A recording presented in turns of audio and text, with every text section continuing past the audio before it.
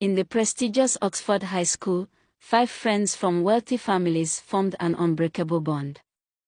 Linda and Lillian are twins and heirs to a business empire. They were known for their captivating charm and identical bright smiles. Sharon, from a family of lawyers, was a bookworm with a sharp mind. Amanda, daughter of a renowned tech mogul, was a genius programmer and inventor. Lovett, daughter of a successful art dealer, was a creative force with a passion for painting. One day, they all landed in detention together, each punished for their respective pranks and mischief. As they worked on their assigned tasks, they discovered they shared privilege and similar upbringings. Linda and Lillian, used to getting attention, were drawn to Lovett's artistic talent. Sharon and Amanda, both introverts, connected over their love of science lab and technology. As they spent more time together, their differences faded, and their friendship grew stronger. Coming from families with high expectations, they supported each other through the pressures of school and family life. The 5 friends were thrill seekers, always on the lookout for their next adrenaline fix. They loved playing rough games that pushed their limits and tested their skills. Their favorite pastime was urban exploration, where they would sneak into off-limits areas, like abandoned buildings, rooftops, and hidden tunnels. They'd navigate through treacherous terrain, avoiding obstacles and security patrols. They also enjoyed extreme sports like parkour, free-running, and street racing. Linda and Lillian, being twins, had a special bond that made them a formidable team in paintball and laser tag. Sharon, with her analytical mind, excelled in strategy games like Capture the Flag and escape rooms. Amanda, with his tech expertise, would often hack into security systems to gain access to restricted areas. Lovett, with her artistic flair, loved creating street art and graffiti in hidden corners of the city. Together, they lived for the rush of excitement and the thrill of living on the edge. The next day, the 5 friends gathered in the school cafeteria, chatting and laughing over their lunch.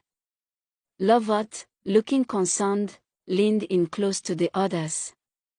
"Guys, I need to tell you something," she said, her voice barely above a whisper.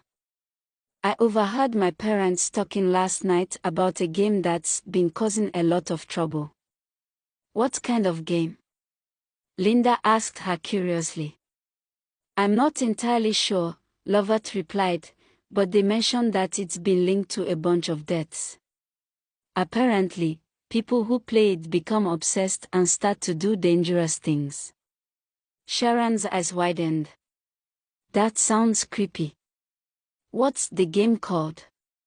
Lovett hesitated, looking around nervously. "I don't know if I should say. My parents seemed really worried, and they want me to stay away from it." Amanda's eyes lit up with excitement. "Come on, Lovett, spill the beans. We can handle it."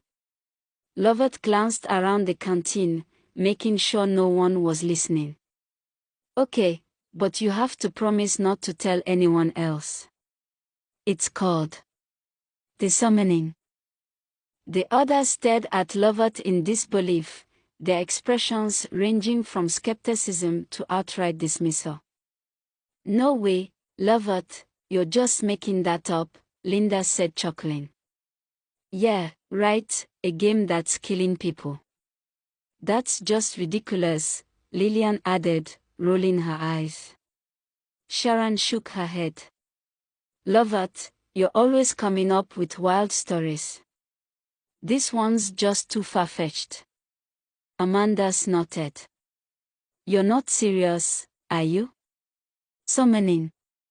Sounds like some cheesy horror movie title." Lovetta's face fell, hurt by her friend's disbelief. "I'm telling you, I heard my parents talking about it. They were serious, and they seemed really scared." But the others just laughed and teased her, making jokes about her active imagination and desperate need for attention. Lovett's protests were met with more doubts, and soon the conversation moved on to other topics, leaving her feeling frustrated and isolated. The others, still teasing Lovett, decided to take their criticism to the next level.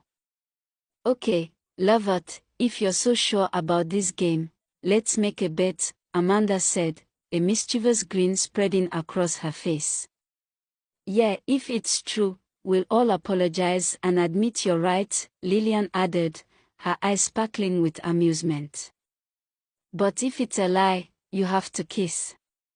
Amanda paused, looking around the canteen before pointing to a student in the corner. "Bruno." The others burst out laughing at the suggestion, and Lovetta's face turned bright red with embarrassment. Bruno was indeed one of the ugliest students in school, with a reputation for being awkward and annoying. Lovett protested, "That's not fair.